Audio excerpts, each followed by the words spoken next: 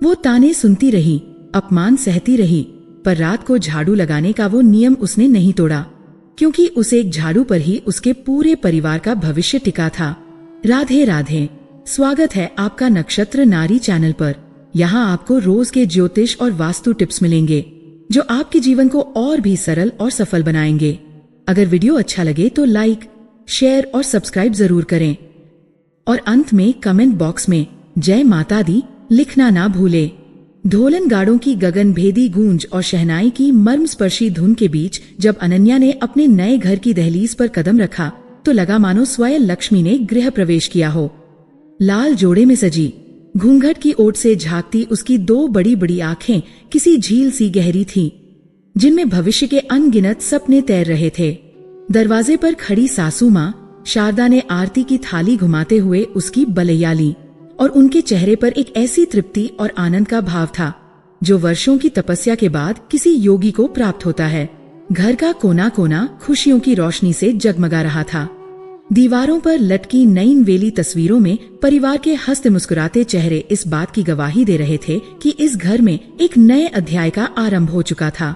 अनन्या के पति आरव एक संस्कारी और सुलझे हुए युवक थे। उनकी आंखों में अपनी नई नवेली दुल्हन के लिए बेशुमार प्यार और सम्मान था। वह हर पल अनन्या का ख्याल रख रहे थे, ये सुनिश्चित करते हुए कि उसे किसी भी तरह की असहजता महसूस न हो। परिवार के बाकी सदस्य भी अनन्या के स्वागत में पलके बिछाए हुए थे। नंदे हंसी ठिठोली कर रही थी, देवर छेड़खानी में कोई कसर नहीं छोड़ रहे थे और घर के बड़े बुजुर्ग उसे अपने आशीर्वादों से सींच रहे थे। माहौल इतना आत्मीय और प्रेमपूर्ण था कि अनन्या को एक पल के लिए भी ये महसूस नहीं हुआ कि वह किसी पराये घर में आई है। ऐसा लगा मानो वह जन्मों से इसी आंगन की तुलसी हो, जिसे बस सही समय पर सही जगह रोपा गया है। शारदा जी एक पारंपरिक पूजा पाठ वाली और घर के रीति रिवाजों को अपनी जान से ज्यादा मानने वाली महिला थीं। उनका मानना था कि घर की सुख शांति और समृद्धि इन्हीं नियमों और परंपराओं की नींव पर टिकी होती है। उन्होंने अपनी पूरी जिंदगी इन्हीं मूल्यों को सहेजने में लगा दी थी और अब वह यह अनमोल विरासत अपनी बहू को सौंपने के लिए आतुर थी। शादी के दूसरे दिन जब घर में मेहमानों की चहल पहल थोड़ी कम हुई तो शारदा जी अनन्या को अपने पास बिठाकर घर की बातें समझाने लगी। उन्होंने बड़े प्यार से उसे रसोई की छोटी छोटी बारीकियों से लेकर पूजा पाठ की विधियों तक सब कुछ एक एक करके बताया। देख बेटी, उन्होंने अनन्या का हाथ अपने हाथ में लेते हुए कहा, ये घर अब तेरा है, इसे संवारना, सहेजना, इसकी मान मर्यादा बनाए रखना अब तेरी जिम्मेदारी है। हम सब तो बस कुछ दिन के मेहमान हैं, असली मालकिन तो अब तू ही है।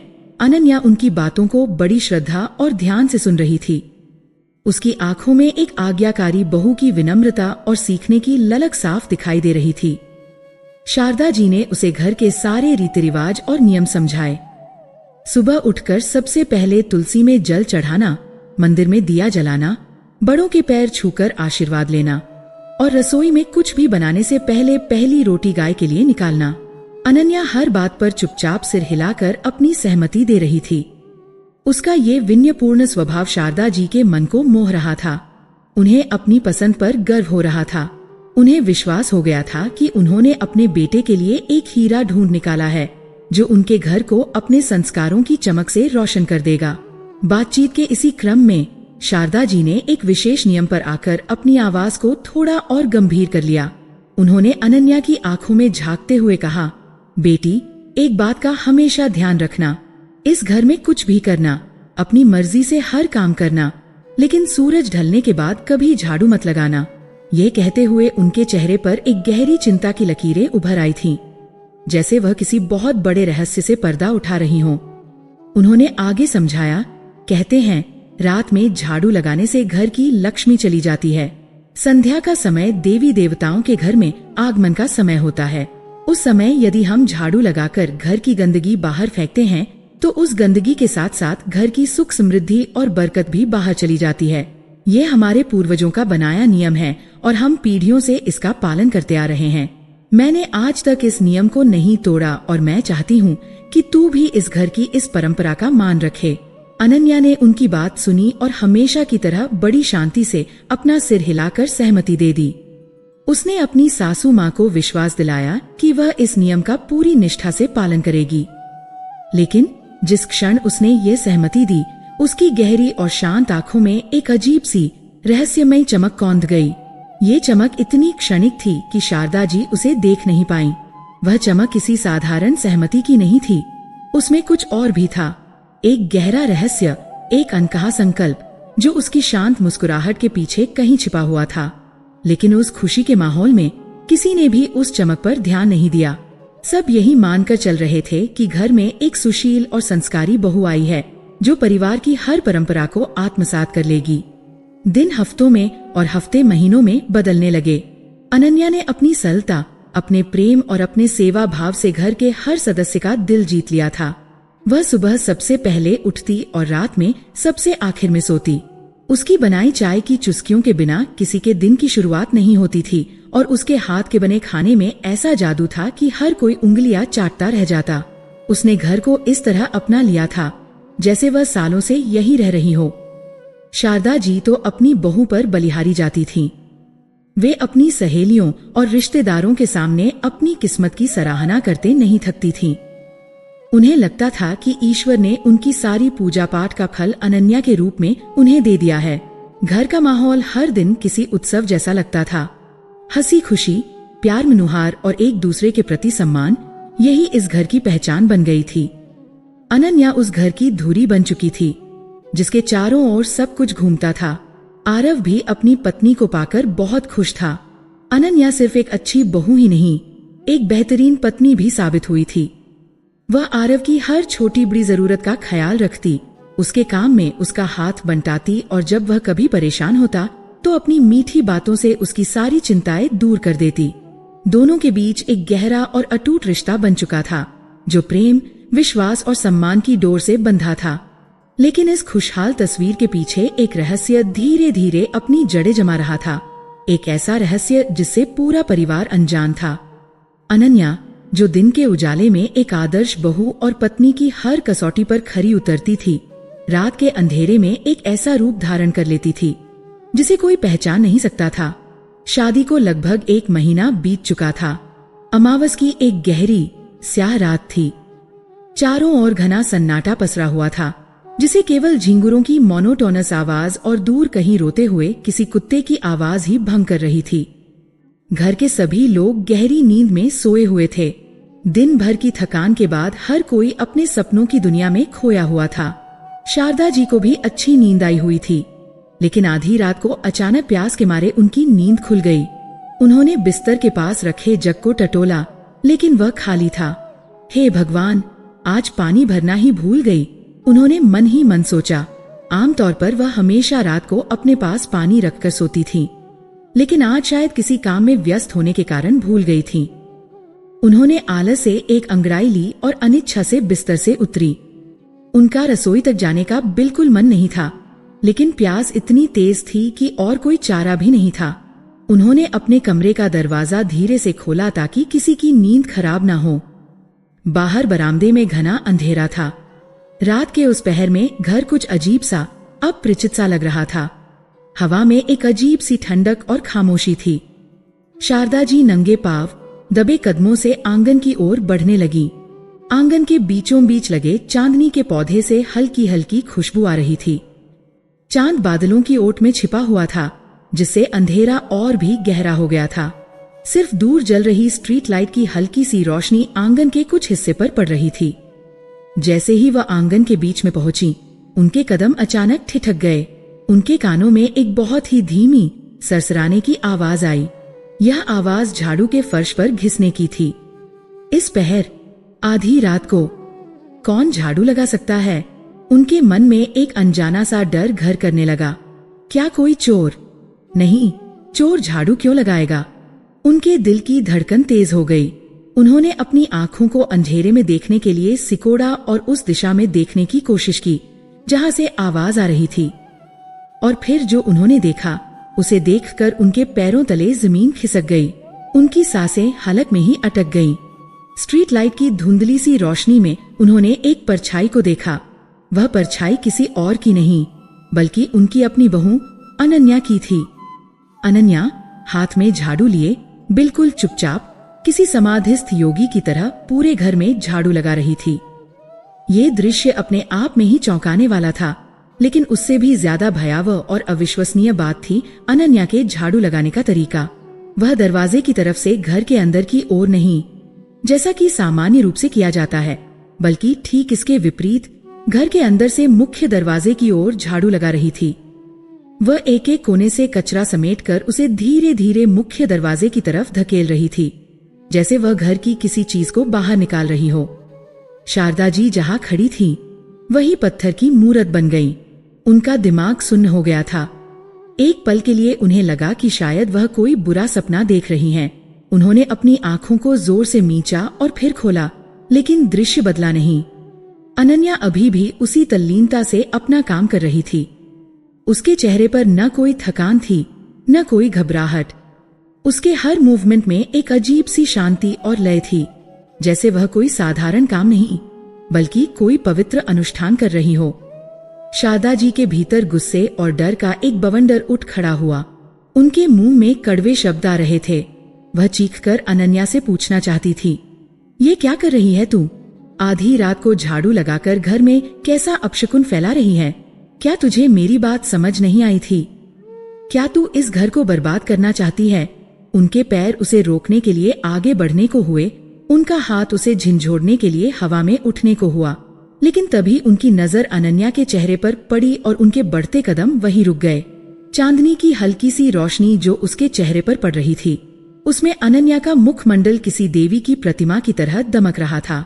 उसकी आंखें बंद थीं, होठों पर एक हल्की रहस्यमयी मुस्कान थी और उसके पूरे चेहरे पर भक्ति और शांति का एक ऐसा अलौकिक भाव था कि शारदा जी उसे टोकने का साहस नहीं कर पाईं। ऐसा लग रहा था मानो वह इस दुनिया में है ही नहीं, किसी और ही लोक में विचरण कर रही हो। उसके चेहरे पर अपशकुन का कोई भाव नहीं था, बल्कि एक गहरी अटूट श्रद्धा थी। वह शांति इतनी गहरी और पवित्र थी कि शारदा जी को एक पल के लिए अपने गुस्से पर ग्लानि होने लगी। वह एक खंभे की ओट में छिप गईं और बस कांपते हुए देखती रहीं। उनका दिल जोर जोर से धड़क रहा था। ये सब क्या हो रहा है? ये लड़की कौन है? दिन के उजाले में एक आदर्श बहू का स्वांग रचने वाली ये लड़की रात के अंधेरे में ये कौन सा खेल खेल रही है? उसके इस अजीब व्यवहार का क्या मतलब है? वह घर के अंदर से बाहर की ओर झाड़ू क्यों लगा रही है? क्या वह सच में घर की लक्ष्मी को बाहर निकाल रही है, या फिर वह किसी और ही चीज को घर से बाहर का रास्ता दिखा रही है? अनन्या ने पूरे घर में, आंगन के हर कोने में झाड़ू लगाई। उसने सारा कूड़ा मुख्य दरवाजे के एक कोने में इकट्ठा किया। फिर वह अंदर गई और एक छोटे से कपड़े में उस कूड़े को बांध कर ले आई। उसने मुख्य दरवाजे के बाहर कदम रखा और उस पोटली को कहीं अंधेरे में फेंक दिया। फिर वह अंदर आई, दरवाजे को धीरे से बंद किया, झाड़ू को उसकी जगह पर रखा और ऐसे शांत कदमों से अपने कमरे की ओर बढ़ गई जैसे कुछ हुआ ही न हो। शारदा जी खंभे के पीछे सांस रोके खड़ी रहीं। जब अनन्या की पदचाप दूर जाकर शांत हो गई, तब जाकर उनकी रुकी हुई सांसें वापस लौटीं। उनके पूरे शरीर में एक कंपी दौड़ गई। प्यास अब मर चुकी थी, उसकी जगह एक अनजाने भय ने ले ली थी। यह नई बहू घर में कैसा अपशकुन कर रही है, यह सोच सोचकर उनका कलेजा मुंह को आ रहा था। वह समझ नहीं पा रही थी कि वह इस स्थिति पर क्या प्रतिक्रिया दें। क्या वह सुबह उठकर सबसे सामने तमाशा करें? क्या वह आरव को सब कुछ बताएं? या फिर वह अनन्या से अकेले में बात करें? लेकिन अनन्या के चेहरे का वह भक्तिपूर्ण शांत भाव उनकी आंखों के सामने से हट ही नहीं रहा था। उस चेहरे में कहीं भी द्वेष, छल या कोई बुरी मंशा नजर नहीं आ रही थी, बल्कि उसमें तो एक ऐसी पवित्रता थी जो शारदा जी को अंदर तक हिला गई थी। यही बात उन्हें सबसे ज्यादा डरा रही थी। अगर अनन्या यह सब किसी बुरी नीयत से कर रही होती तो शारदा जी उससे निपट लेती, लेकिन उसकी श्रद्धा और शांति ने उनके हाथ पैर बांध दिए थे। वह समझ नहीं पा रही थी कि जो हो रहा है वह अच्छा है या बुरा। वह चुपचाप किसी चोर की तरह अपने कमरे में वापस लौट आईं और दरवाजा बंद कर लिया। वह बिस्तर पर आकर लेट तो गईं, लेकिन उनकी आंखों से नींद कोसों दूर थी। उनका मन हजारों सवालों के जाल में उलझ गया था। अनन्या का रात में झाड़ू लगाना, उसका अजीब तरीका और उसके चेहरे का वह दिव्य भाव, ये सब मिलकर एक ऐसी पहेली बना रहे थे जिसे शारदा जी सुलझा नहीं पा रही थी। उन्हें बार बार अपने पूर्वजों की कही बात याद आ रही थी। रात में झाड़ू लगाने से घर की लक्ष्मी चली जाती है, यह विचार उनके दिल में किसी नुकीले कांटे की तरह चुभ रहा था। क्या उनकी बरसों की तपस्या, उनकी पूजा पाठ सब व्यर्थ हो जाएगी? क्या यह लड़की उनके हंसते खेलते परिवार को किसी की नजर लगा देगी? या फिर इस रहस्यमयी घटना के पीछे कोई और ही कहानी छिपी है जिसे वह समझ नहीं पा रही हैं? रात के सन्नाटे में शारदा जी अकेली अपनी आशंकाओं और भयों से लड़ रही थीं। उन्हें नहीं पता था कि ये सिर्फ एक शुरुआत है। ये घर का वो अनकहा नियम था जिसे तोड़ा जा चुका था, और इसके टूटने के साथ ही उस घर में एक ऐसे रहस्य ने जन्म ले लिया था जो आने वाले समय में पूरे परिवार के जीवन को हमेशा हमेशा के लिए बदलने वाला था। पहला अध्याय समाप्त हो चुका था, लेकिन असली कहानी तो अब शुरू होने वाली थी। बाहर रात और भी गहरी हो गई थी और घर की दीवारों के भीतर एक अनकहा रहस्य अपनी पहली सांस ले चुका था। उस रात के बाद शारदा जी के लिए कुछ भी पहले जैसा नहीं रहा। रात आंखों में ही कट गई, करवटें बदलते बदलते सुबह हो गई, लेकिन उनके मन का बोझ रत्ती भर भी कम नहीं हुआ। जब सुबह की पहली किरण ने खिड़की से झांका तो वह एक थके हुए पराजित योद्धा की तरह बिस्तर से उठीं। उनके सिर में एक भारीपन था और दिल में एक अनजानी सी दहशत। रात का वह भयावह दृश्य किसी चलचित्र की तरह उनकी आंखों के सामने बार बार घूम रहा था। अनन्या का वो शांत समाधिस्थ चेहरा, झाड़ू की वो रहस्यमयी सरसराहट और घर के अंदर से बाहर की ओर जाती हुई गंदगी। जब वह पूजा घर में दिया जलाने गईं, तो उनके हाथ कांप रहे थे। उन्होंने देवी माँ की मूर्ति के सामने हाथ जोड़कर प्रार्थना की, हे माँ, मेरे घर की रक्षा करना। मुझसे कौन सी भूल हो गई जो यह सब देखना पड़ रहा है? इस घर पर अपनी कृपा बनाए रखना। उनकी आवाज भर्रा रही थी। आज उनकी पूजा में श्रद्धा से ज्यादा डर था।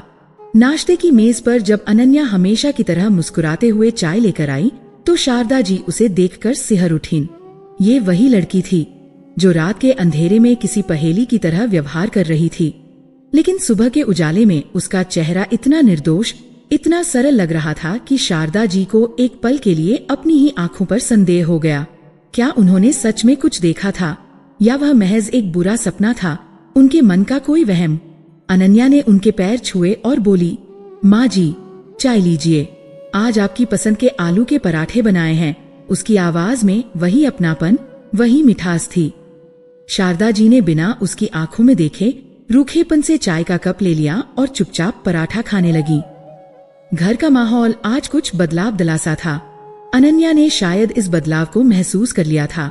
उसने एक दो बार अपनी सासू माँ से बात करने की कोशिश की, लेकिन शारदा जी ने हुआ में जवाब देकर बात टाल दी। उनका मन किसी काम में नहीं लग रहा था। वह बस एकटक अनन्या को देखे जा रही थी। उसके हर हाव भाव में, उसकी हर हरकत में किसी रहस्य को ढूंढने की कोशिश कर रही थी, लेकिन उन्हें कुछ भी असामान्य नहीं दिखा। अनन्या अपने काम में लगी हुई थी। घर की साफ सफाई, रसोई का काम, सब कुछ पहले की तरह ही पूरी लगन और प्यार से कर रही थी। उसके चेहरे पर वही चिरपरिचित मुस्कान थी। उसे देखकर कोई कह ही नहीं सकता था कि यह लड़की अपने सीने में कोई गहरा राज छिपाए हुए है। शारदा जी का द्वंद्व और भी गहरा होता जा रहा था। उनका दिल मानने को तैयार नहीं था कि इतनी प्यारी, इतनी सुशील दिखने वाली लड़की कोई गलत काम कर सकती है, लेकिन उनकी आंखें झूठ कैसे बोल सकती थीं? जो उन्होंने देखा वह इतना स्पष्ट था, इतना वास्तविक था कि उसे सपना मानकर झुठलाया नहीं जा सकता था। पूरा दिन इसी उधेड़-बुन में बीत गया। रात हुई, सबने खाना खाया और अपने अपने कमरों में सोने चले गए, लेकिन शारदा जी जानती थीं कि आज रात उनकी आंखों में नींद नहीं आने वाली। आज उन्हें जागना था, उन्हें सच का पता लगाना था। वह बिस्तर पर सोने का नाटक करती हुई लेटी रहीं। उनका दिल किसी अनहोनी की आशंका से जोर जोर से धड़क रहा था। जैसे जैसे रात गहराती गई, घर में सन्नाटा पसरता गया। घड़ी की टिक टिक की आवाज भी उस खामोशी में बहुत तेज लग रही थी। आधी रात का वक्त हुआ। शारदा जी ने अपने कानों को दरवाजे की ओर लगा दिया। कुछ देर बाद उन्हें एक बहुत ही धीमी सी आहट सुनाई दी। अनन्या के कमरे का दरवाजा खुलने की आवाज। शारदा जी ने अपनी सांस रोक ली। वह दबे पांव बिस्तर से उतरी और दरवाजे की झिरी से बाहर झांकने लगी। अंधेरे में अनन्या की वही श्वेत परछाई फिर से नजर आई। वह किसी बिल्ली की तरह बिना आवाज किए चल रही थी। उसने स्टोर रूम से झाड़ू उठाई और आंगन में आ गई। और फिर वही अनुष्ठान शुरू हो गया। वही शांत चेहरा, वही बंद आंखें, वही लयबद्ध तरीके से झाड़ू चलाना, और वही दिशा घर के अंदर से मुख्य दरवाजे की ओर। आज शारदा जी ने उसे और भी ध्यान से देखा। अनन्या के होंठ धीरे धीरे हिल रहे थे, जैसे वह कोई मंत्र बुदबुदा रही हो। हवा में एक अजीब सी गंभीरता थी। यह कोई साधारण साफ सफाई नहीं थी, यह उससे कहीं ज्यादा था। यह एक साधना थी, एक तपस्या थी। लेकिन किस लिए? इसका उद्देश्य क्या था?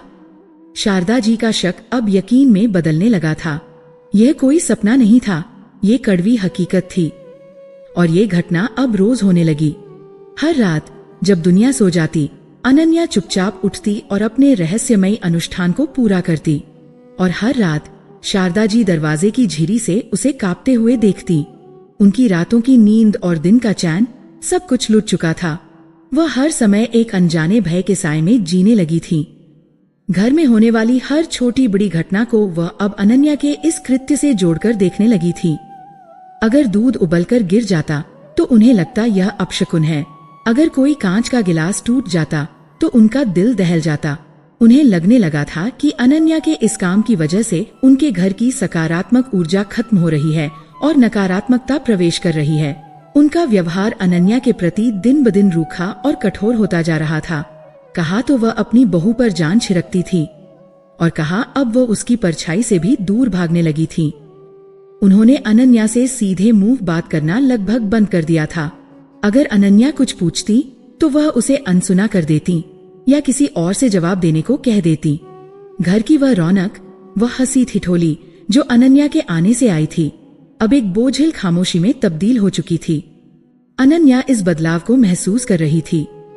उसकी आंखों में अपनी सासू माँ के लिए एक सवाल होता था, एक पीड़ा होती थी, लेकिन वह कुछ कहती नहीं थी। वह चुपचाप सब कुछ सहती रही और अपनी जिम्मेदारियों को उसी लगन से निभाती रही। एक दिन शारदा जी से रहा नहीं गया। उनका डर और उनकी चिंता अब बर्दाश्त से बाहर हो चुकी थी।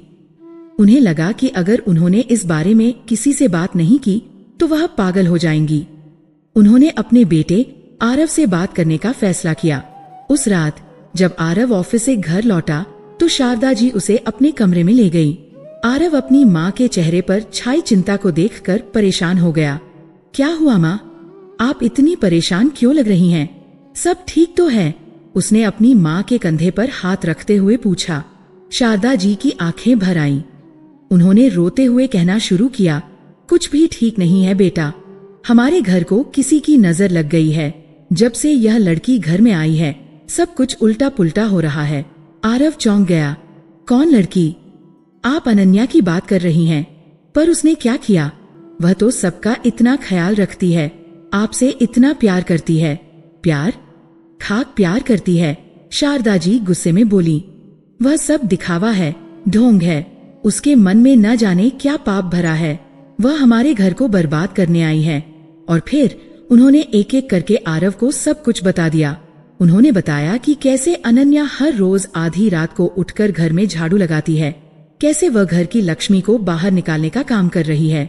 उन्होंने अपने हर डर, हर आशंका को अपने बेटे के सामने उगल कर रख दिया। आरव अपनी माँ की बातें सुनकर सन्न रह गया। उसे अपने कानों पर विश्वास नहीं हो रहा था। अनन्या, उसकी अनन्या जो इतनी शांत, इतनी सुलझी हुई है, वह ऐसा कुछ कर सकती है? यह असंभव है। उसे लगा कि उसकी माँ शायद ज्यादा सोच रही हैं या किसी वहम का शिकार हो गई है।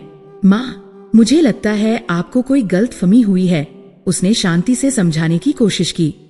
हो सकता है आपने कोई सपना देखा हो। अनन्या ऐसा क्यों करेगी? वह तो इन सब बातों को बहुत मानती है।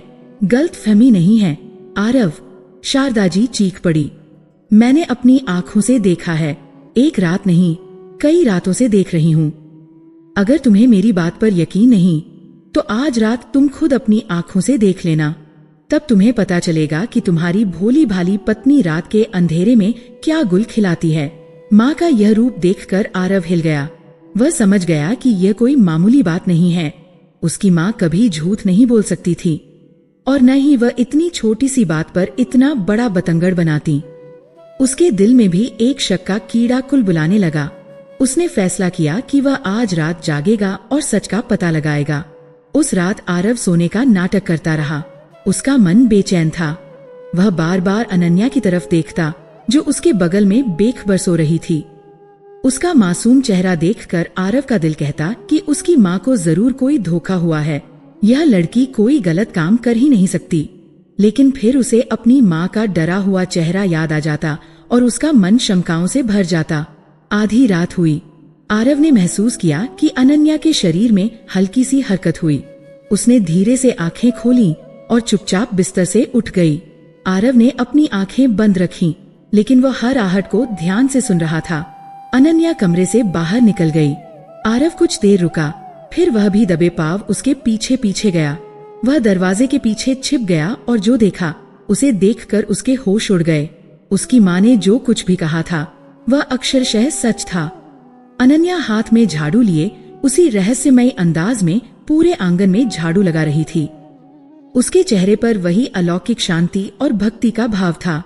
आरव का सिर चकरा गया। उसकी समझ में नहीं आ रहा था कि यह सब क्या हो रहा है।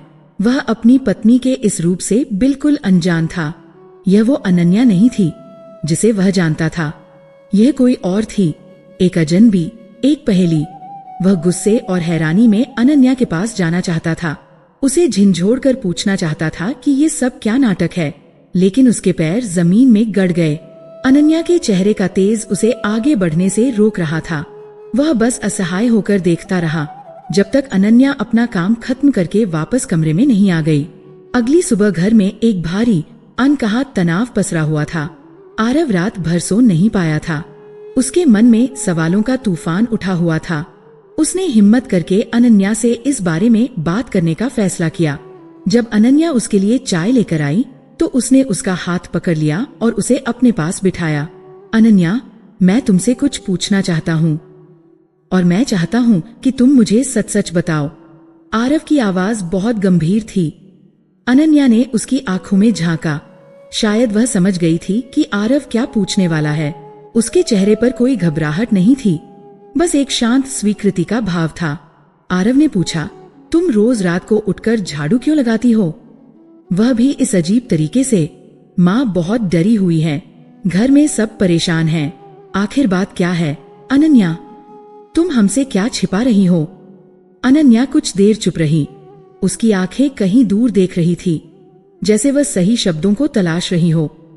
फिर उसने आरव की आंखों में देखते हुए बड़ी शांति और दृढ़ता से कहा, आप मुझ पर भरोसा रखिए। मैं जो भी कर रही हूँ इस घर की भलाई के लिए ही कर रही हूँ। आरव उसके इस जवाब से बौखला गया। भरोसा? किस बात का भरोसा करूं?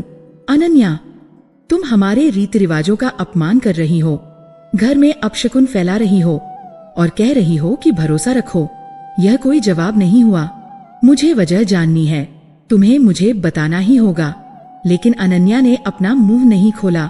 उसकी आंखों में एक अजीब सी बेबसी और एक गहरा दर्द था, लेकिन उसके होंठ सिले हुए थे। उसने बस इतना कहा, वक्त आने पर आपको सब पता चल जाएगा। तब तक कृपया मुझ पर और मेरे विश्वास पर भरोसा रखिए। मैं इस घर का कभी अहित नहीं कर सकती। अनन्या का यह रहस्यमय जवाब किसी को संतुष्ट नहीं कर पाया। आरव के लिए यह जवाब उसकी शंकाओं को और बढ़ाने वाला था, और जब उसने यह बात शारदा जी को बताई तो उनका डर गुस्से में बदल गया। उन्हें पक्का यकीन हो गया कि अनन्या जानबूझकर घर का अपमान कर रही है, या फिर वह किसी टोने टोटके के असर में है जिसका मकसद उनके परिवार को नष्ट करना है। उस दिन के बाद घर दो हिस्सों में बंट गया। एक तरफ शारदा जी थी, जो अपनी बहू को शक और नफरत की निगाह से देखती थी, और दूसरी तरफ अनन्या थी, जो चुपचाप अपने रहस्य को सीने में दफन किए सब कुछ सह रही थी। आरव इन दोनों के बीच में पिस रहा था।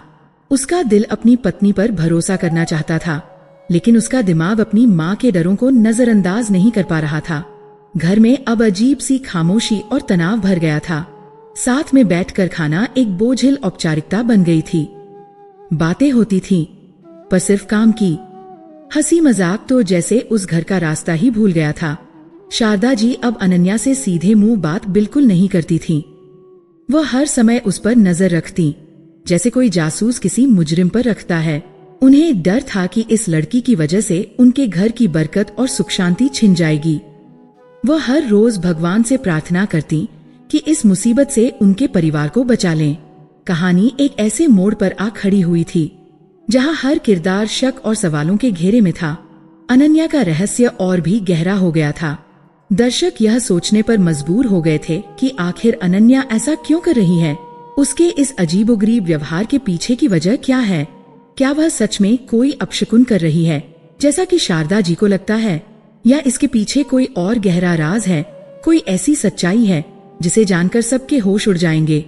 घर की शांति भंग हो चुकी थी, रिश्तों में दरारें पड़ने लगी थी और इन सबके केंद्र में थी अनन्या और उसकी आधी रात की झाड़ू, जो अब सिर्फ एक झाड़ू नहीं बल्कि एक अनसुलझी पहेली बन चुकी थी। दिनों पर दिन भारी होते जा रहे थे। घर की दीवारों ने जैसे हंसना ही भुला दिया था। जो आंगन कभी बच्चों की किलकारियों और बड़ों की बातों से गूंजता था, अब वहां एक बोझिल दमघोंटू खामोशी ने अपना स्थायी डेरा डाल लिया था। यह खामोशी किसी शांति का प्रतीक नहीं थी, बल्कि एक आने वाले तूफान से पहले की भयावह शांति थी। हर कोई एक दूसरे से नजरें चुराता फिरता था। शारदा जी का हर पल अब अनन्या पर निगरानी रखने में बीतता। उनकी आंखें किसी बाज की तरह हर समय अपनी बहू का पीछा करती, उसकी हर छोटी से छोटी हरकत में कोई छिपा हुआ अर्थ ढूंढने की कोशिश करती। वह अब रसोई में भी उसके साथ खड़ी रहती, ये देखने के लिए कि कहीं वो खाने में कुछ मिला तो नहीं रही। अनन्या इस मौन आरोप और अविश्वास के तीर से हर पल बिंध रही थी, लेकिन उसके चेहरे पर शिकन तक नहीं आती थी। वह एक शांत झील की तरह स्थिर थी, जिसके भीतर भावनाओं का कितना भी गहरा बवंडर क्यों न चल रहा हो, सतह पर कोई हलचल दिखाई नहीं देती थी। आरव इस घर का सबसे असहाय प्राणी बन चुका था। वह अपनी माँ और अपनी पत्नी के बीच किसी सैंडविच की तरह पिस रहा था। एक तरफ उसकी माँ थी, जिसकी हर बात को वह बचपन से वेदवाक्य मानता आया था और जिसके चेहरे पर छाया डर उसे बेचैन कर देता था। दूसरी तरफ उसकी पत्नी थी, जिससे वह बेइंतहा मोहब्बत करता था और जिसकी आंखों की सच्चाई उसे किसी भी शक पर यकीन करने से रोकती थी। वह जब भी अनन्या से उस रात के बारे में बात करने की कोशिश करता, उसे जवाब में वही रहस्यमयी खामोशी और एक ही वाक्य मिलता, मुझ पर भरोसा रखिए। ये भरोसा शब्द अब आरव को किसी कांटे की तरह चुभने लगा था। वह कैसे भरोसा करे जब उसके सामने सब कुछ इतना अजीब, इतना अतार्किक हो रहा हो। इस तनाव ने उसके काम पर भी असर डालना शुरू कर दिया था। वह ऑफिस में चिड़चिड़ा और खोया खोया रहने लगा था। एक दोपहर जब घर में सब अपने अपने कमरों में आराम कर रहे थे, शारदा जी का मन घुटन से भर गया। ये घर, जिसे उन्होंने अपने खून पसीने से सींचा था, आज उन्हें ही किसी जेल की तरह लग रहा था। अनन्या की शांत, स्थिर उपस्थिति उन्हें अब डराने लगी थी। उन्हें लगा कि अगर वह कुछ देर और उस माहौल में रहीं, तो उनका दम घुट जाएगा। वह कुछ काम में अपना मन लगाना चाहती थीं, कुछ ऐसा करना चाहती थीं जिससे उनका ध्यान इस घुटन से हट सके। उनकी नजर स्टोर रूम के बंद दरवाजे पर पड़ी। वह सालों से ठीक से साफ नहीं हुआ था। चलो, आज इसी की सफाई करती हूँ, उन्होंने मन में सोचा। कम से कम इस बेजान चीजों के ढेर में कोई रहस्य, कोई धोखा तो नहीं होगा। वह उठीन और स्टोर रूम का भारी पुराना दरवाजा खोला। दरवाजे के खुलते ही धूल, सीलन और पुरानी लकड़ी की एक मिलीजुली गंध बाहर आई। अंदर घना अंधेरा था। उन्होंने लाइट जलाई। पीली रोशनी में कमरा किसी भूली बिसरी दुनिया जैसा लग रहा था। चारों तरफ पुराने टूटे फूटे सामान का अंबार लगा था। पुराने संदूक, टूटी कुर्सियां, पीतल के पुराने बर्तन और न जाने क्या क्या। हर चीज पर धूल की एक मोटी परत जमी हुई थी। शारदा जी ने अपना मुंह पल्लू से ढका और सफाई में जुट गईं। वह एक एक सामान को बाहर निकालकर झाड़ पोंछ रही थीं। यह काम उनके लिए एक थेरेपी जैसा था। वह अपनी सारी भड़ास, अपना सारा गुस्सा उन बेजान चीजों पर निकाल रही थीं। सफाई करते करते उनकी नजर एक कोने में रखे एक बड़े पुराने संदूक पर पड़ी। वह संदूक सागौन की लकड़ी का बना था, जिस पर पीतल का सुंदर काम किया हुआ था। यह उनकी स्वर्गीय सास का संदूक था। शारदा जी को याद आया, उनकी सास इस संदूक को किसी को हाथ भी नहीं लगाने देती थी। कहती थी, इसमें मेरे मायके की यादें और इस घर की आत्मा बंद है।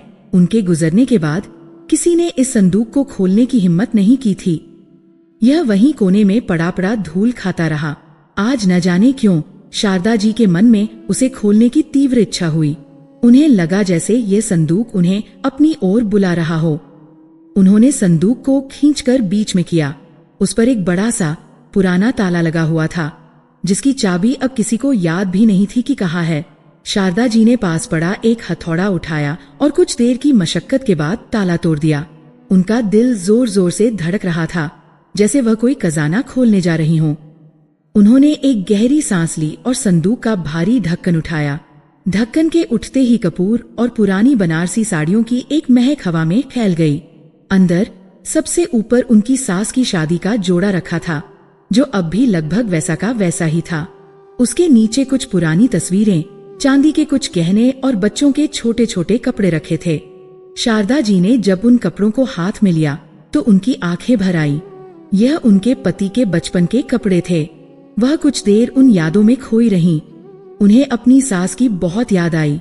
अगर आज वह जिंदा होती तो शायद इस मुश्किल घड़ी में उनका मार्गदर्शन करती, उन्हें बताती कि क्या सही है और क्या गलत।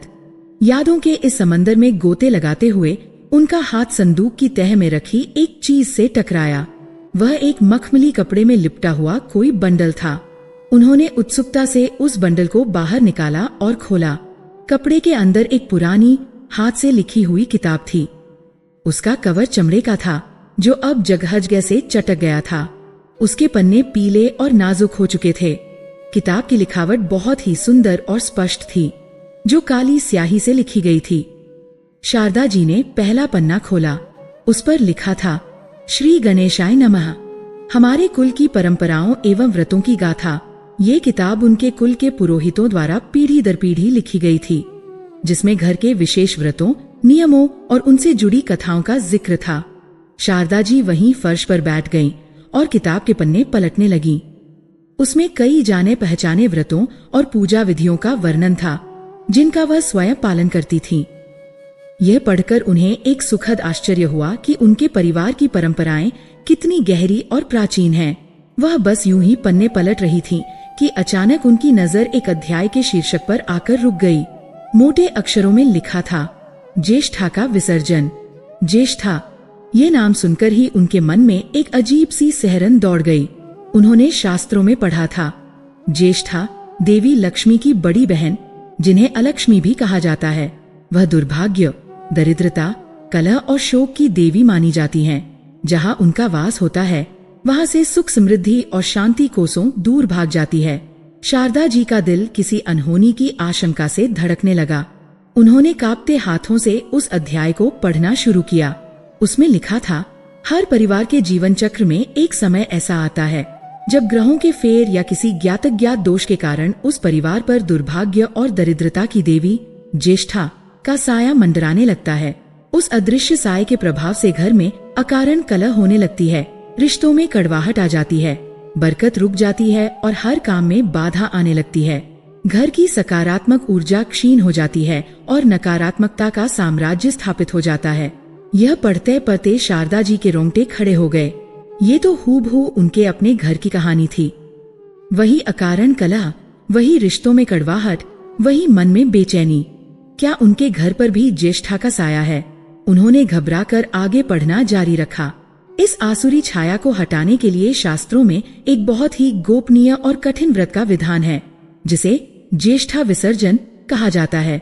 यह व्रत कुल की रक्षा के लिए एक कवच का काम करता है। इस व्रत को करने का अधिकार केवल घर की कुलवधू को होता है, क्योंकि उसी में एक नए जीवन को जन्म देने और एक कुल को आगे बढ़ाने की शक्ति निहित होती है। यह व्रत अमावस्या की मध्यरात्रि से आरंभ होता है और कुछ विशेष रातों, जिनकी संख्या दोष की गंभीरता पर निर्भर करती है, तक चलता है। शारदा जी की सांसें तेज हो गई थीं। उनका दिल उनके कानों में धड़क रहा था। अमावस्या की रात। अनन्या ने भी तो लगभग 1 महीने पहले अमावस के आसपास ही ये सब शुरू किया था। किताब में आगे व्रत की विधि का विस्तार से वर्णन था। इस व्रत में कुलवधू को पूर्ण मौन का पालन करना होता है। मध्य रात्रि में जब संसार निद्रा में लीन हो और नकारात्मक शक्तियां अपने चरम पर हो, तब उसे उठकर पूरे घर में झाड़ू लगानी होती है। यह झाड़ू सामान्य झाड़ू नहीं होती, इसे विशेष मंत्रों द्वारा सिद्ध और अभिमंत्रित किया जाता है ताकि इसमें नकारात्मक ऊर्जा को सोखने और उसे नष्ट करने की क्षमता आ जाए। कुलवधू को घर के हर कोने से, हर दरार से, हर उस जगह से जहां नकारात्मकता छिपकर बैठ सकती है, उसे झाड़ू से समेटकर मुख्य द्वार की ओर लाना होता है। यह क्रिया घर के भीतर से बाहर की ओर होनी चाहिए, जो इस बात का प्रतीक है कि घर की सारी दरिद्रता, कलह और दुर्भाग्य को बाहर निकाला जा रहा है। इस एकत्रित की हुई नकारात्मक ऊर्जा, कूड़े को घर के बाहर फेंककर कुलवधू बिना पीछे मुड़े देखे घर के अंदर आ जाती है। ये पढ़कर शारदा जी के हाथ से किताब लगभग छूट ही गई।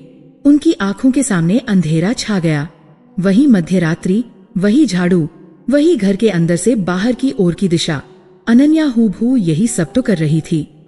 उसके चेहरे का वो शांत, भक्तिपूर्ण भाव, वो कोई अपशकुन नहीं, बल्कि इस कठिन व्रत की साधना का तेज था। लेकिन कहानी का सबसे बड़ा और भयावह रहस्य तो आखिरी पंक्तियों में छिपा था। किताब में साफ साफ चेतावनी लिखी थी। यह व्रत और इसका विधान अत्यंत गोपनीय है। इसकी सफलता की सबसे पहली और सबसे महत्वपूर्ण शर्त इसकी गोपनीयता ही है। व्रत करने वाली स्त्री को यह रहस्य किसी को भी बताने की अनुमति नहीं होती, चाहे वह उसका पति ही क्यों न हो। अगर यह व्रत पूरा होने से पहले इसका रहस्य किसी पर प्रकट हो जाए, तो यह व्रत तत्काल खंडित हो जाता है।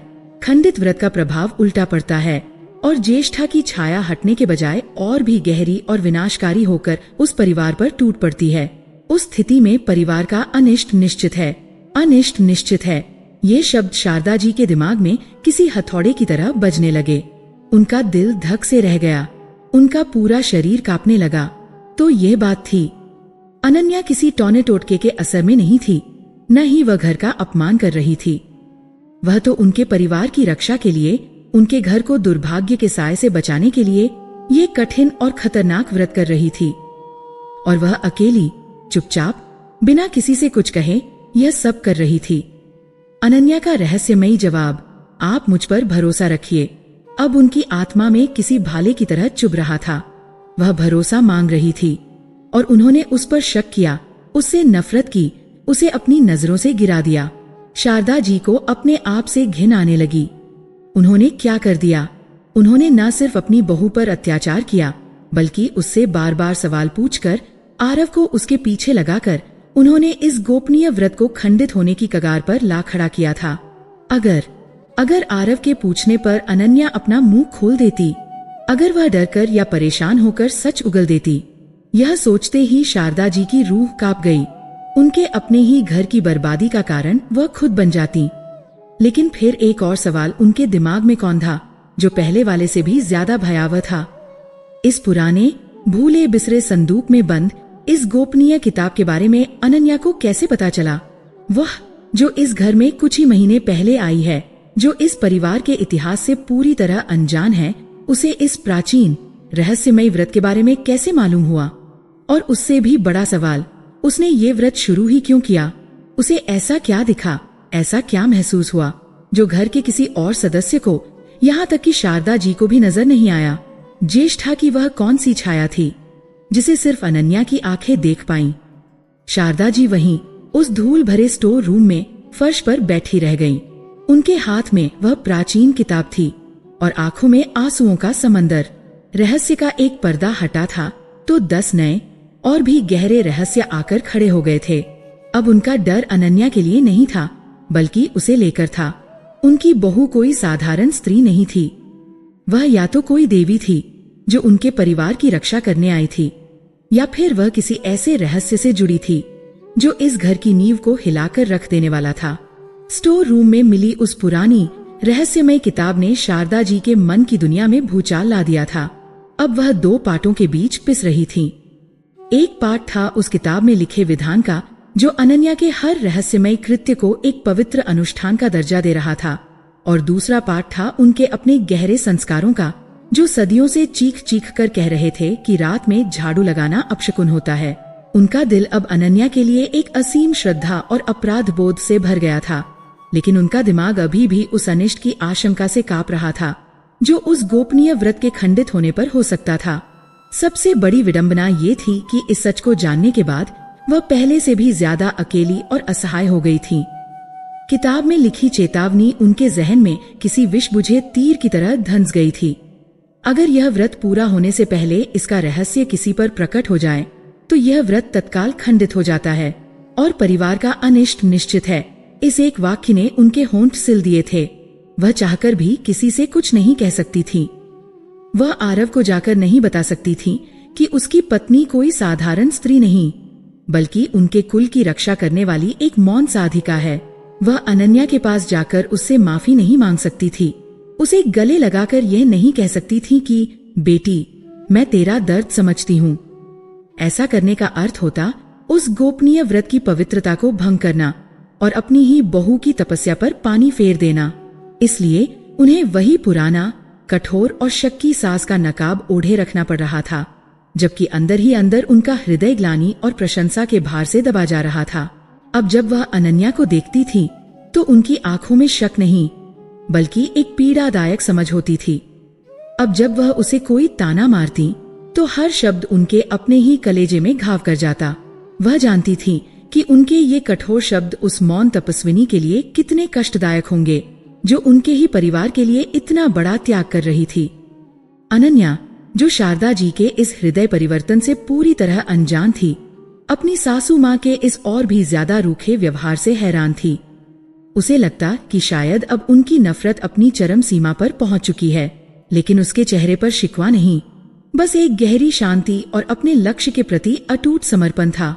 वह जानती थी कि उसकी मंजिल करीब है और फिर वह दिन आ ही गया जिसका डर उस पुरानी किताब की हर पंक्ति में समाया हुआ था। ज्येष्ठा का अंतिम और सबसे शक्तिशाली प्रहार। उस शाम आरव जब ऑफिस से घर लौटा तो उसके कदमों में पहले जैसी चाल नहीं थी। उसके कंधे झुके हुए थे और उसका चेहरा सफेद पड़ चुका था, जैसे किसी ने उसका सारा रक्त निचोड़ लिया हो। वह बिना किसी से कुछ कहे सीधा सोफे पर आकर धम्म से बैठ गया और अपने दोनों हाथों से सिर पकड़ लिया। घर के सभी लोग उसके इस हाल को देखकर सहम गए। शारदा जी का दिल किसी अनहोनी की आशंका से बैठने लगा। क्या हुआ बेटा, सब ठीक तो है? उन्होंने कांपती आवाज में पूछा। आरव ने अपना चेहरा ऊपर उठाया। उसकी आंखें लाल थीं और उनमें एक गहरी निराशा और हार का भाव था। उसने एक खाली नजर से सबको देखा और फिर उसकी आवाज भर्रा गई। सब खत्म हो गया माँ, हम बर्बाद हो गए। ये सुनना था कि पूरे घर पर जैसे बिजली गिर गई। क्या मतलब? क्या हुआ? साफ साफ बता, उसके पिता ने घबराकर पूछा। आरव ने टूटे हुए शब्दों में बताना शुरू किया। उसके व्यापार का जो सबसे बड़ा क्लाइंट था, जिसके एक बहुत बड़े एक्सपोर्ट ऑर्डर पर उसकी पूरी कंपनी की साख और भविष्य टिका हुआ था, उसने अचानक बिना किसी पूर्व सूचना के ऑर्डर कैंसिल कर दिया था। किसी अंतर्राष्ट्रीय नीति में आए बदलाव का हवाला देकर उन्होंने कॉन्ट्रैक्ट तोड़ दिया था। यह सिर्फ एक ऑर्डर का कैंसिल होना नहीं था, यह एक आर्थिक भूचाल था। आरव उस ऑर्डर के लिए बाजार से लाखों का कर्ज उठाकर कच्चा माल खरीद चुका था, कारीगरों को एडवांस दे चुका था और लगभग आधा माल बनकर तैयार भी हो चुका था। अब यह सब उसके सिर पर एक पहाड़ जैसे कर्ज के रूप में आ गिरा था। लेनदार दरवाजे पर खड़े थे और बैंक दिवालिया घोषित करने की तैयारी में था। एक ही झटके में सालों की मेहनत से खड़ी की गई उनकी इज्जत, उनकी साख, सब कुछ मिट्टी में मिलने की नौबत आ गई थी। घर में मातम छा गया। आरव के पिता सिर पकड़कर बैठ गए। उसकी छोटी बहनें रोने लगी। माहौल में एक ऐसी हताशा और बेबसी घुल गई थी जिसका कोई अंत नजर नहीं आ रहा था। और इस निराशा के क्षण में शारदा जी का ज्ञान, उनकी समझ, सब कुछ उनके गहरे बैठे डर के आगे हार गया। उनके कानों में बस एक ही बात गूंज रही थी, अनिष्ट निश्चित है। उन्हें लगा कि उनका डर सच हो गया। अनन्या का व्रत खंडित हो चुका है और यह उसी का परिणाम है। ज्येष्ठा ने अपना विनाशकारी रूप दिखा दिया है। उनका सारा संयम टूट गया। वह एक घायल शेरनी की तरह दहाड़ती हुई अनन्या के सामने जा खड़ी हुई, जो चुपचाप एक कोने में खड़ी सब कुछ सुन रही थी। देख लिया तूने अपनी करतूत का नतीजा, शारदा जी चीख रही थी। उनकी आवाज में दर्द, गुस्सा और डर का एक भयानक मिश्रण था। मैंने 1000 बार कहा था कि ये सब अपशकुन है। उस झाड़ू ने हमारे घर की लक्ष्मी को ही नहीं, हमारे भाग्य को भी बाहर निकाल फेंका है। तू डायन है। तू हमारे हंसते खेलते घर को खाने आई है। जब से तूने इस घर में कदम रखा है, एक भी दिन चैन का नहीं बीता। और आज तो तूने हमें सड़क पर ही ला खड़ा किया। बोल, अब खुश है तू? मिल गया तेरे मन को सुकून, हमारा सब कुछ बर्बाद करके। शारदा जी के शब्द किसी पिघले हुए शीशे की तरह अनन्या के कानों में उतर रहे थे। हर एक शब्द एक जख्म था। घर के बाकी सदस्य भी अब शक भरी नजरों से अनन्या को देखने लगे थे। इस भयानक आर्थिक संकट के सामने हर तर्क, हर विश्वास छोटा पड़ गया था। अनन्या सबके कटघरे में अकेली खड़ी थी। अनन्या ने एक नजर उठाकर अपनी सासू माँ को देखा। उसकी आंखों में आंसुओं का एक सैलाब था जो बस बहने को बेताब था। यह आंसू अपमान के नहीं थे, बल्कि इस बात के थे कि वह कितनी अकेली है, कितनी गलत समझी जा रही है। वह चीख चीख कर कहना चाहती थी, माँ जी, ये बर्बादी नहीं, ये परीक्षा की अंतिम घड़ी है। यह ज्येष्ठा का अंतिम वार है। बस आज रात की बात है, भरोसा रखिए। लेकिन उसके होंठ सिले हुए थे। वह अपने व्रत की मर्यादा को तोड़ नहीं सकती थी।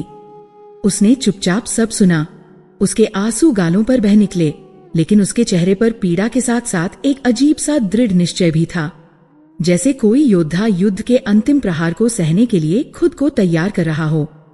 वह जानती थी कि यह रात उसकी साधना की अंतिम रात है। या तो वह आज इस दुर्भाग्य को हमेशा के लिए इस घर की दहलीज से बाहर कर देगी, या फिर खुद भी इसके साथ भस्म हो जाएगी। वह रात शायद उस घर की सबसे लंबी और सबसे काली रात थी। कोई सोया नहीं। आरव अपने कमरे में बेचैनी से चक्कर काट रहा था। उसके पिता फोन पर वकीलों और सलाहकारों से बात करने की नाकाम कोशिश कर रहे थे, और शारदा जी पूजा घर में बैठी रो रो कर भगवान से अपने परिवार की सलामती की भीख मांग रही थीं। घर के हर कोने में निराशा और हताशा का अंधेरा पसरा था। और ठीक मध्य रात्रि में जब घड़ी की सुइयों ने 12 बजाए, उस घने अंधेरे और मातम के बीच अनन्या का दरवाजा खुला। वह किसी श्वेत छाया की तरह बाहर निकली। आज उसके चेहरे पर शांति नहीं, बल्कि एक युद्ध जैसी गंभीरता थी। उसकी चाल में एक दृढ़ता थी। उसने अपनी अभिमंत्रित झाड़ू उठाई। यह व्रत की अंतिम रात थी।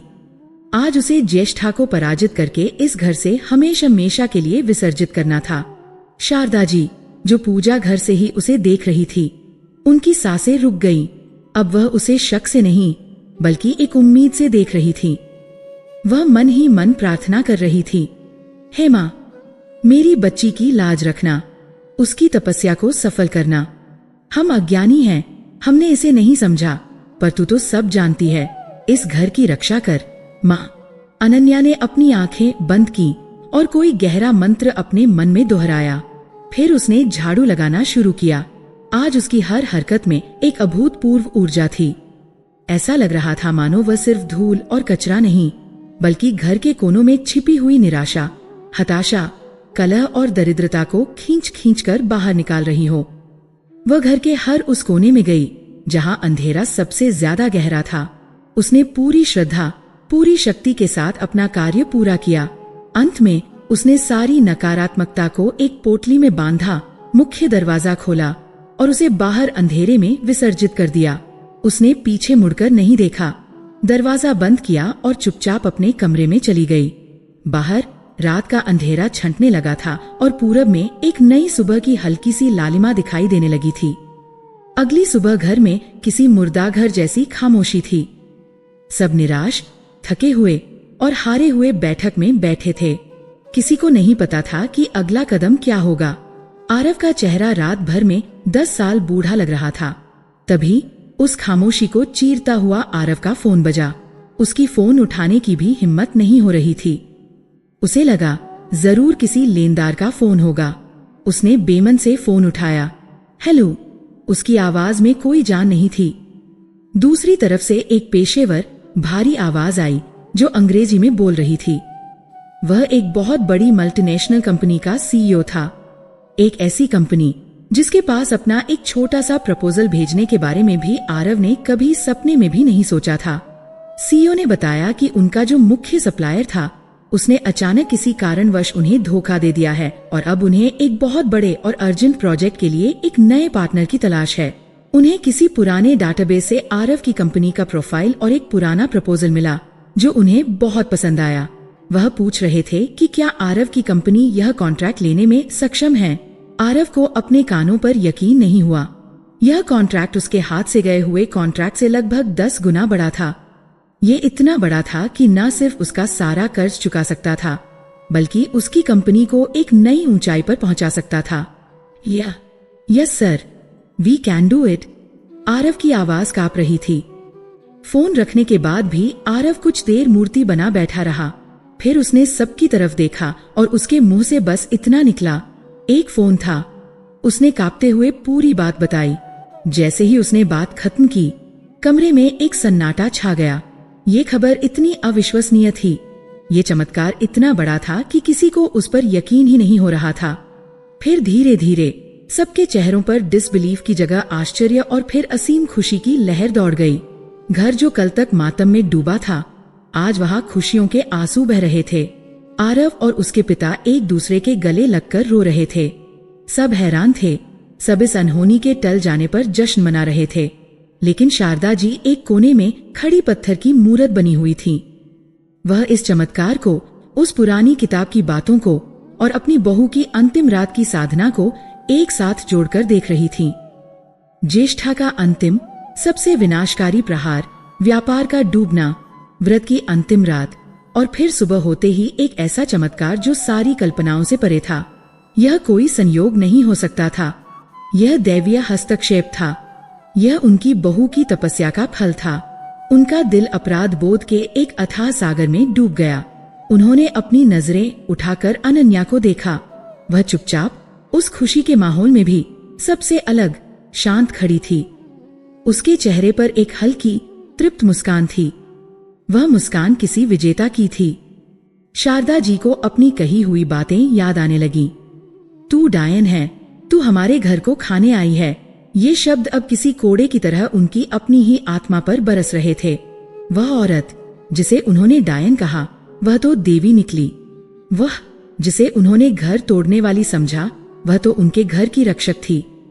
वह एक ढाल बनकर उनके परिवार और बर्बादी के बीच खड़ी हो गई और किसी को कानों कान खबर तक न होने दी। शारदा जी का शरीर शर्म और ग्लानि से कांप रहा था। वह अपनी ही नजरों में गिर चुकी थीं। अब सवाल ये नहीं था कि अनन्या कौन है, अब सवाल ये था कि वह उस देवी से नजरें कैसे मिलाएंगी जिसे उन्होंने इतना अपमानित किया था। चमत्कार के अगले दिन की सुबह एक नई सुबह थी। यह सिर्फ एक और दिन का उगना नहीं था, यह उस परिवार के लिए एक नए युग का आरंभ था। घर की हवा बदल चुकी थी। कल तक जहां मौत जैसा सन्नाटा और निराशा की बासी गंध थी, आज वहां जिंदादिली, हंसी और एक ताजी उम्मीद की सुगंध तैर रही थी।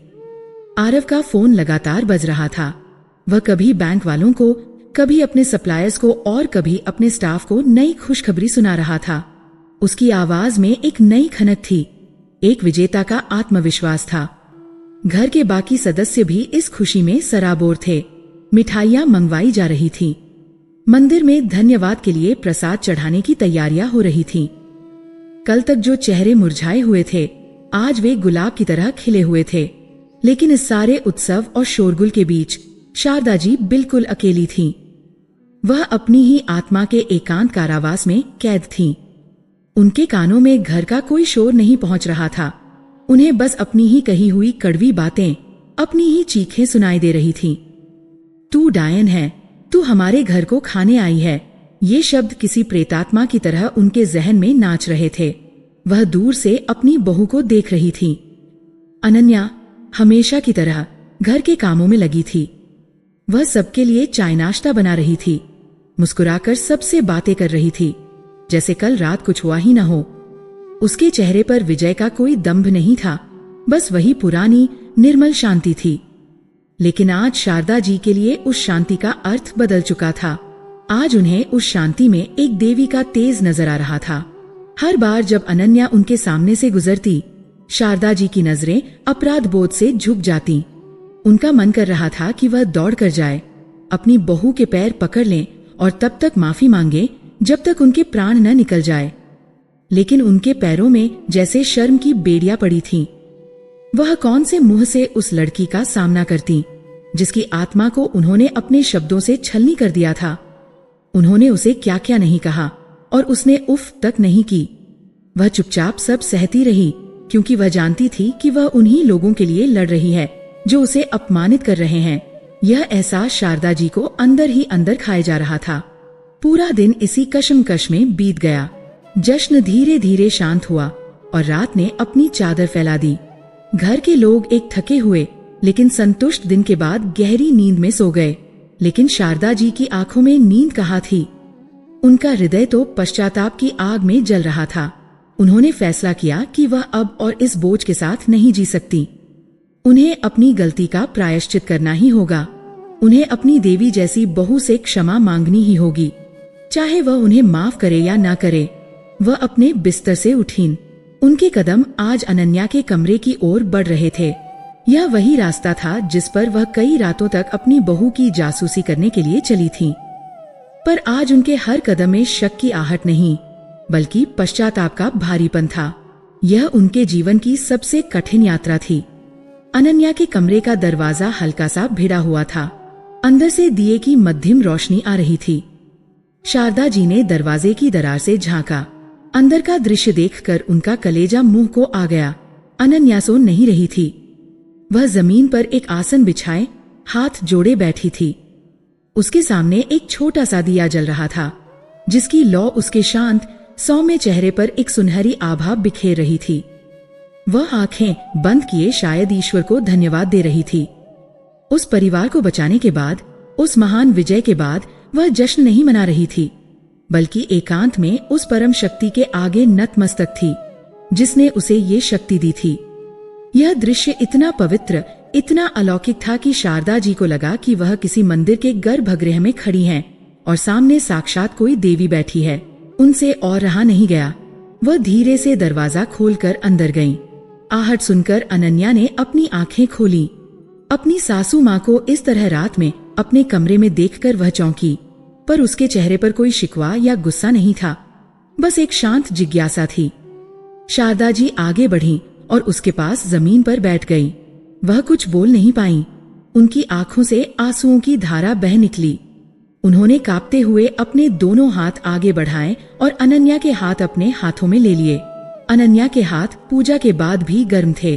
उन हाथों को पकड़ते ही शारदा जी के सब्र का बांध टूट गया। वह एक छोटी बच्ची की तरह फूट फूट कर रो पड़ी। बेटी, मुझे माफ कर दे। उनकी आवाज हिचकियों में डूब रही थी। मैं अज्ञानी, मैं अंधी हो गई थी। मैं समझ गई तू क्या कर रही थी। मैं सब समझ गई। अपनी सासू माँ को इस तरह टूटकर रोते हुए देखकर अनन्या का हृदय भी पिघल गया। पिछले 1 महीने से उसने जो दर्द, जो अपमान, जो अकेलापन अपने अंदर दबा रखा था, वह अब आंसुओं के रूप में उसकी आंखों से भी बह निकला। उसका व्रत पूरा हो चुका था। उसके मौन की अवधि समाप्त हो चुकी थी। अब वह बोल सकती थी। माँ जी, उसने सिसकते हुए कहा, और शारदा जी को लगा कि उन्होंने महीनों बाद अपनी बहू की आवाज सुनी है। आप माफी मांगकर मुझे और पापी मत बनाइए। आप मेरी माँ हैं। माँ को अपनी बेटी से माफी मांगना शोभा नहीं देता। नहीं बेटी, शारदा जी ने उसके हाथ और कसकर पकड़ लिए। आज अगर मैंने तुझसे माफी नहीं मांगी तो मैं खुद को कभी माफ नहीं कर पाऊंगी। मैंने तुझे क्या कुछ नहीं कहा, तुझे डायन तक कह दिया, जबकि तू तो इस घर की रक्षक निकली। पर बेटी, मुझे एक बात बता, तुझे ये सब कैसे पता चला? उस पुरानी किताब के बारे में, उस व्रत के बारे में? अनन्या ने अपने आंसू पोंछे और एक गहरी सांस ली, जैसे वह अपने सीने में दबे एक बहुत बड़े राज को बाहर निकालने के लिए शक्ति जुटा रही हो। फिर उसने बताना शुरू किया। माँ जी, हमारी शादी से कुछ दिन पहले जब मेरे और आरव जी के परिवार ने कुंडली मिलान के लिए हमारे कुल पुरोहित जी को बुलाया था, तब यह राज सामने आया था। अनन्या की आवाज में एक ठहराव था, जैसे वह अतीत की किसी गहरी गुफा में उतर रही हो। पुरोहित जी बहुत बड़े ज्ञानी और सिद्ध पुरुष हैं। उन्होंने जब आरव जी के परिवार की कुंडली का अध्ययन किया तो उनका चेहरा गंभीर हो गया था। उन्होंने मेरे पिताजी को अकेले में बुलाकर बताया था कि मेरे ससुराल के कुल पर एक बहुत बड़े संकट का साया है। ग्रहों का एक ऐसा दुर्लभ और विनाशकारी योग बन रहा था जो आने वाले कुछ ही महीनों में इस परिवार के व्यापार और स्वास्थ्य को पूरी तरह नष्ट कर सकता था। उन्होंने कहा था कि यह ज्येष्ठा का प्रकोप है, जो धीरे धीरे इस घर की सारी सुख शांति और समृद्धि को निगल जाएगा। शारदा जी सांस रोके सुन रही थीं। तो यह संकट सिर्फ व्यापार पर ही नहीं बल्कि स्वास्थ्य पर भी था। अनन्या ने आगे कहा, मेरे पिताजी ये सुनकर बहुत डर गए थे। वह इस रिश्ते के लिए मना करने वाले थे, लेकिन पुरोहित जी ने उन्हें रोक दिया। उन्होंने मेरी कुंडली की ओर इशारा करते हुए कहा, चिंता मत करो, ईश्वर ने इस संकट को भेजने से पहले इसके समाधान को भी भेज दिया है। उन्होंने बताया कि मेरी कुंडली में कुछ ऐसे प्रबल योग हैं जो मुझे इस आसुरी छाया से लड़ने की शक्ति देते हैं। उन्होंने ही मुझे इस गुप्त ज्येष्ठा विसर्जन व्रत के बारे में बताया था, जो हमारे ही कुल की एक प्राचीन भूली बिसरी परंपरा थी, जिसका उल्लेख अब किसी को याद भी नहीं था। शायद पुरोहित जी को अपनी साधना से इसका ज्ञान हुआ। उन्होंने मुझे समझाया। अनन्या की आवाज अब और भी गहरी हो गई थी कि यह व्रत घर की नई बहू को ही करना होता है, क्योंकि उसी में माँ लक्ष्मी का अंश होता है, और यह व्रत पूरी तरह गोपनीय रखना होता है, बिना किसी को बताएं, चुपचाप। क्योंकि दुर्भाग्य और दरिद्रता की देवी ज्येष्ठा का विसर्जन अपमान से नहीं बल्कि सम्मान पूर्वक चुपचाप किया जाता है। उन्हें धीरे धीरे आदर के साथ घर से बाहर का रास्ता दिखाया जाता है, ताकि वह क्रोधित होकर पलटवार न करें। रात में झाड़ू लगाना कोई अपशकुन नहीं था, माँ जी। वह तो घर में मौजूद अलक्ष्मी यानी नकारात्मक ऊर्जा, कलह, बीमारी और गरीबी के सूक्ष्म कणों को बाहर करने का एक आध्यात्मिक विधान था। उस अभिमंत्रित झाड़ू से मैं इस घर की आत्मा की सफाई कर रही थी, ताकि माँ लक्ष्मी के आने का मार्ग साफ और पवित्र हो सके। यह सुनकर शारदा जी की आंखों में अपनी बहू के लिए सम्मान और भी बढ़ गया। कितनी गहरी और गूढ़ बात थी, जिसे वह अपनी अज्ञानता में समझ ही नहीं पाई। पुरोहित जी ने मुझे चेतावनी दी थी। अनन्या ने अंत में कहा कि इस व्रत के दौरान मुझे बहुत कुछ सहना पड़ेगा। मुझे गलत समझा जाएगा, मुझे अपमानित किया जाएगा, पर मुझे अपना मुंह बंद रखना होगा, क्योंकि जरा सी भी चूक, राज का जरा सा भी खुलना व्रत को खंडित कर सकता था और उसका परिणाम बहुत भयानक हो सकता था। मैं हर अपमान सहने को तैयार थी, माँ जी, क्योंकि ये मेरे अपने घर, मेरे अपने परिवार की रक्षा का सवाल था। पूरी सच्चाई जानकर शारदा जी अवाक रह गईं। वह बस अपनी उस बेटी को देखती रहीं, जिसने उनके परिवार के लिए इतना बड़ा त्याग किया, इतनी बड़ी पीड़ा सही और बदले में सिर्फ तिरस्कार पाया। ठीक उसी समय शायद माँ और बहू की सिसकियों की आवाज सुनकर आरव की नींद खुल गई। उसे कुछ अजीब लगा और वह उनके कमरे की ओर आया। दरवाजे पर खड़े होकर जब उसने अपनी माँ को अपनी पत्नी के हाथ पकड़कर रोते हुए देखा और अपनी पत्नी की आंखों में भी आंसू देखे, तो वह घबरा गया।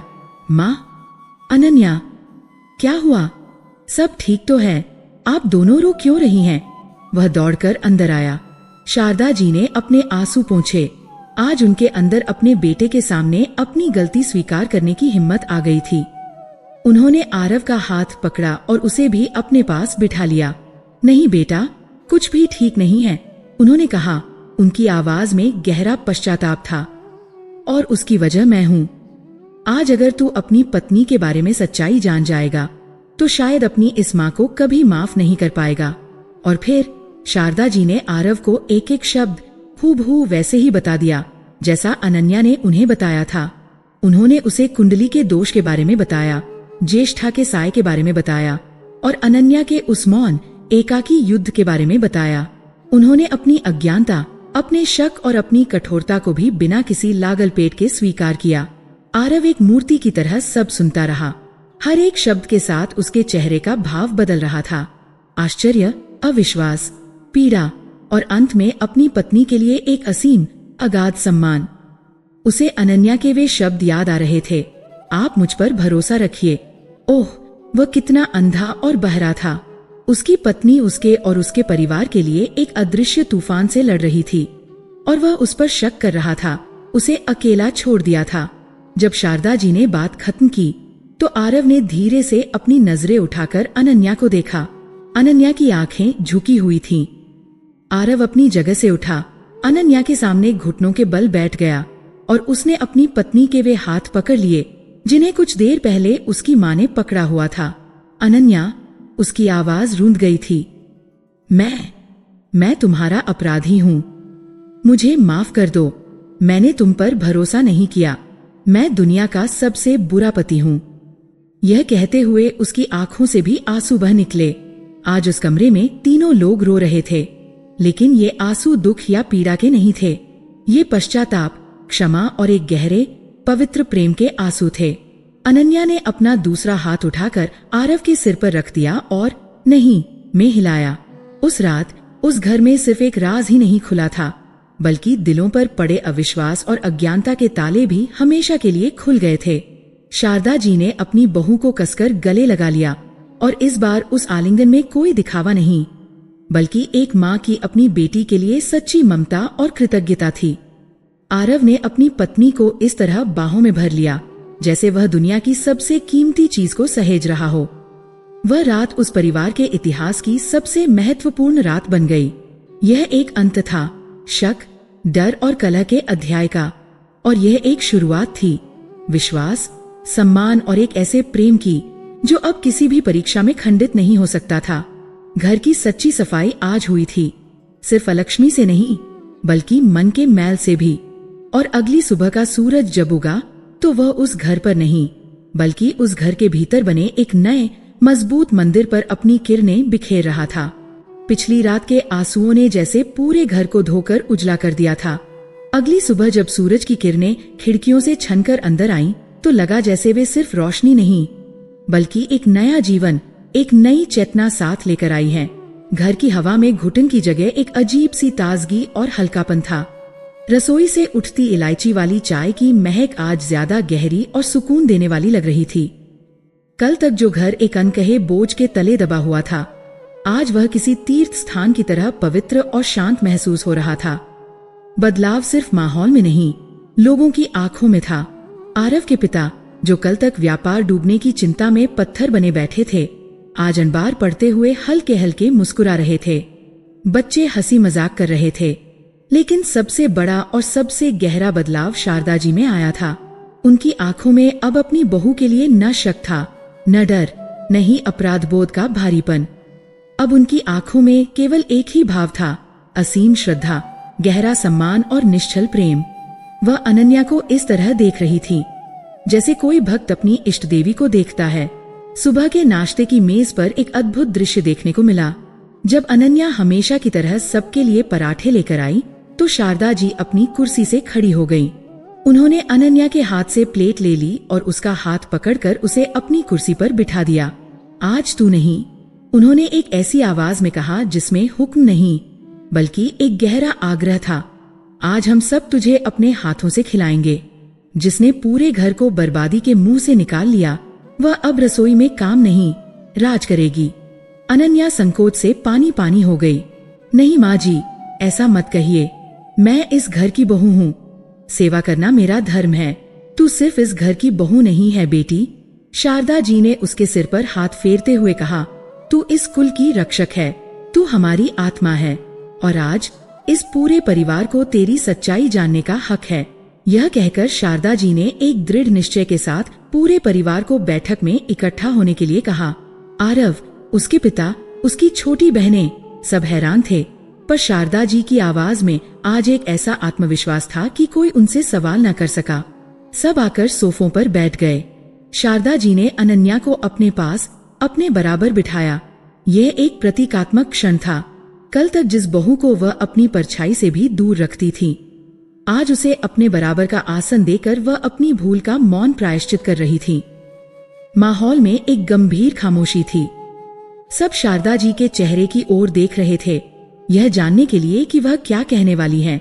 शारदा जी ने एक गहरी सांस ली, जैसे वह अपने जीवन की सबसे बड़ी स्वीकारोक्ति के लिए शक्ति जुटा रही हों। मैं आज आप सबसे और खासकर अपनी इस बेटी से हाथ जोड़कर माफी मांगना चाहती हूँ, उन्होंने कहना शुरू किया और उनकी आवाज भर्रा गई। मैंने पिछले 1 महीने में इस घर की लक्ष्मी को जो कष्ट दिया है, जो अपमान किया है, उसकी कोई माफी नहीं है। पर मैं चाहती हूँ कि आप सब उस सच को जानें, जिसे जानने के बाद शायद आप भी मेरी तरह अपनी इस बहू के आगे नतमस्तक हो जाएंगे। उन्होंने बोलना शुरू किया। उन्होंने किसी भूमिका के बिना पूरी ईमानदारी के साथ अपनी कहानी सुनाई। उन्होंने अपने शक, अपनी जासूसी, अपनी नफरत और अपनी अज्ञानता को बिना किसी पर्दे के सबके सामने उघाड़ कर रख दिया। उन्होंने बताया कि कैसे वह अनन्या के रात में झाड़ू लगाने को एक भयानक अपशकुन मान बैठी थी, कैसे उन्होंने आरव के कान भरे और कैसे उन्होंने उस लड़की को हर पल अपनी नजरों से, अपने शब्दों से प्रताड़ित किया, जो चुपचाप उन्हीं के परिवार के लिए एक अग्नि परीक्षा से गुजर रही थी। परिवार के सदस्य स्तब्ध होकर सुन रहे थे। आरव का सिर शर्म से झुका हुआ था। उसे अपनी माँ की बातें सुनकर अपनी खुद की कायरता और अविश्वास पर ग्लानि हो रही थी। फिर शारदा जी ने उस पुरानी किताब, उस गोपनीय व्रत और अनन्या के महान त्याग का रहस्य खोला। उन्होंने कुल पुरोहित की भविष्यवाणी, घर पर मंडराते ज्येष्ठा के साए और उस साए को हटाने के लिए अनन्या के मौन अनुष्ठान की पूरी गाथा सुनाई। हम सब, शारदा जी ने अपनी आवाज को ऊंचा करते हुए कहा, और इस बार उनकी आवाज में आंसू नहीं बल्कि एक नई समझ का तेज था। हम सब पीढ़ियों से कुछ परंपराओं का पालन करते आ रहे हैं। हमें जो बताया जाता है हम उसे आंख मूंदकर मान लेते हैं। मैंने भी अपनी माँ और सास से यही सुना था कि रात में झाड़ू लगाने से लक्ष्मी चली जाती है। मैंने इस नियम को तो माना, लेकिन कभी यह जानने की कोशिश नहीं कि इस नियम के पीछे का ज्ञान क्या है, इसके पीछे का विज्ञान क्या है। हम धर्म के नाम पर अक्सर सिर्फ खोखले रीति रिवाजों को ढोते रहते हैं। वह एक पल को रुकी और फिर अनन्या की ओर देखकर बोली, मेरी इस बेटी ने, मेरी गुरु ने मुझे सिखाया है कि सच्चा धर्म अंधविश्वास में नहीं बल्कि गहरे विश्वास और ज्ञान में है। रात में झाड़ू लगाना अपशकुन नहीं है, बल्कि रात के समय जब नकारात्मक शक्तियाँ प्रबल होती हैं, तब घर की आध्यात्मिक शुद्धि का एक विधान है, ताकि घर में सकारात्मक ऊर्जा का वास हो सके। अनन्या झाड़ू से घर की लक्ष्मी को नहीं बल्कि उस अलक्ष्मी को विदा कर रही थी जिसने हमारे घर को घेर रखा था। वह इस घर का कचरा नहीं, हमारी किस्मत पर लगी धूल साफ कर रही थी। ये सुनते ही आरव के पिता की आंखों से आंसू बह निकले। वह अपनी जगह से उठे और अनन्या के सामने जाकर हाथ जोड़कर खड़े हो गए। बेटी, हम सब तेरे अपराधी हैं। तूने अकेले इतना बड़ा युद्ध लड़ा और हम अज्ञानी तुझे ही अपना दुश्मन समझ बैठे। हमें माफ कर दे। आरव की बहनें दौड़कर अपनी भाभी से लिपट गईं। भाभी, आप सच में देवी हो। हम कितने बुरे हैं, हमने माँ की बातों में आकर आपसे कितना बुरा बर्ताव किया। आरव अपनी जगह पर बैठा रहा। उसकी हिम्मत नहीं हो रही थी कि वह अनन्या से नजरें मिला सके। अनन्या ने अपनी नम आंखों से उसे देखा और धीरे से अपना हाथ आगे बढ़ा दिया। आरव ने कांपते हुए उस हाथ को थाम लिया और उस एक स्पर्श में अनन्या ने उसे वह सारी क्षमा और वह सारा प्रेम दे दिया जिसकी उसे उस क्षण जरूरत थी। उस दिन के बाद उस घर का नक्शा ही बदल गया। वह सिर्फ एक ईंट पत्थर का मकान नहीं बल्कि प्रेम, सम्मान और ज्ञान का एक मंदिर बन गया। उस घर में रात को झाड़ू लगाने का डर हमेशा के लिए खत्म हो गया। अब सफाई का मतलब सिर्फ धूल हटाना नहीं बल्कि पवित्रता को स्थापित करना था। शारदा जी ने उस पुरानी चमड़े की जिल्द वाली किताब को स्टोर रूम के अंधेरे से निकालकर अपने पूजा घर में स्थान दिया। अब उनका ज्यादातर समय उस किताब को पढ़ने और उसकी गहरी बातों को समझने में बीतने लगा। वह एक जिज्ञासु छात्रा की तरह उन प्राचीन श्लोकों और विधियों में छिपे अर्थों को खोजती। अक्सर वह अनन्या को अपने पास बिठाकर उससे उन रहस्यों पर चर्चा करती। सास और बहू का पारंपरिक रिश्ता अब एक नए अनूठे रिश्ते में बदल गया था। वे अब गुरु और शिष्य की तरह थीं, जहां दोनों ही एक दूसरे से सीख रही थीं और उस घर की आध्यात्मिक नींव को और भी मजबूत कर रही थी। अनन्या अब सिर्फ आरव की पत्नी या शारदा जी की बहू नहीं थी, वह उस परिवार की मार्गदर्शक, उसकी आचार्य बन गई थी। लोग उससे सलाह लेने लगे थे। उसके हर फैसले में एक ऐसी गहरी समझ और शांति होती थी जो सबको प्रभावित करती थी। वह उस परिवार की रक्षक बनकर आई थी और उसने न सिर्फ परिवार को एक आर्थिक संकट से बचाया था बल्कि उसे एक ऐसी आध्यात्मिक समृद्धि प्रदान की थी जो किसी भी दौलत से कहीं ज्यादा कीमती थी। कहानी का अंत किसी पारंपरिक और फिर वे सब खुशी खुशी रहने लगे जैसा नहीं था। यह उससे कहीं ज्यादा गहरा था। वे सिर्फ खुशी से नहीं बल्कि एक नई समझ, एक नई चेतना के साथ रहने लगे। यह कहानी इस संदेश के साथ समाप्त होती है कि हर परंपरा या नियम जिसे हम अक्सर बिना सोचे समझे अंधविश्वास मान लेते हैं, उसके पीछे एक गहरा अर्थ, एक वैज्ञानिक या आध्यात्मिक कारण छिपा हो सकता है। जरूरत है आंखें बंद करके अनुसरण करने की नहीं, बल्कि ज्ञान के चक्षु खोलकर उसके मर्म को समझने की। किसी भी व्यक्ति को, किसी भी परिस्थिति को उसके बाहरी रूप से देखकर आंकना, बिना पूरी सच्चाई जाने कोई धारणा बना लेना, इंसान की सबसे बड़ी भूल है। अनन्या ने उस रात झाड़ू उठाकर सिर्फ घर का भौतिक कचरा ही साफ नहीं किया था, बल्कि उसने अपनी साधना, अपने त्याग और अपने मौन से उस परिवार के हर सदस्य के मन में सदियों से बैठे अंधविश्वास के जाले, पूर्वाग्रह की धूल और अज्ञानता के अंधेरे को भी साफ कर दिया था। उसने उन्हें सिखाया था कि लक्ष्मी सिर्फ धन दौलत में नहीं, बल्कि घर की बहू के सम्मान में, परिवार की एकता में और आपसी विश्वास की पवित्रता में वास करती है। उस घर में अब एक नई परंपरा ने जन्म लिया था, हर नियम को ज्ञान की कसौटी पर कसने की परंपरा, और किसी भी इंसान को, खासकर घर की बहू को, सिर्फ एक रिश्ते के रूप में नहीं, बल्कि एक स्वतंत्र आत्मा के रूप में सम्मान देने की परंपरा। और यह परंपरा उस घर को पीढ़ियों तक रोशन करने वाली थी।